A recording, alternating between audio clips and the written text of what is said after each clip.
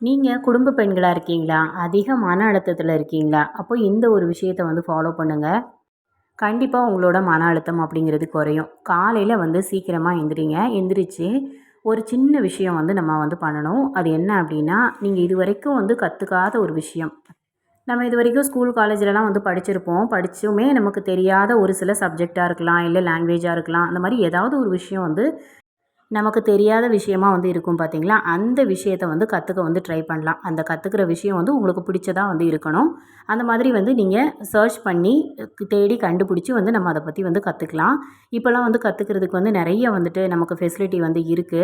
Googleல வந்து கத்துக்கலாம். YouTubeலயே வந்து கத்துக்கலாம். அந்த மாதிரி வந்து நெறைய ஆப்ஷன்ஸ் வந்து இருக்கு. அதனால புதுசா ஒரு விஷயத்த வந்து கத்துக்க நம்ம ட்ரை பண்ணும்போது, நம்மளோட மன அழுத்தம் அப்படிங்கிறது வந்து குறையும். இத வந்து நீங்க வந்து பண்றீங்க அப்படின்னா, அதிகாலையில சீக்கிரமா எந்திரிச்சு பண்ணுங்க. கண்டிப்பா உங்களுக்கு மன அழுத்தம் அப்படிங்கிறது வந்து குறையும்.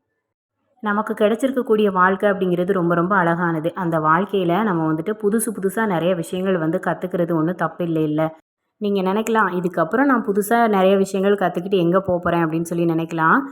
இதுக்கப்புறம் நீங்க கத்துக்கக்கூடிய புதுசான ஏதோ ஒரு விஷயத்துல கூட உங்களுக்கு சில திறமைகள் அப்படிங்கிறது வந்து வரலாம்.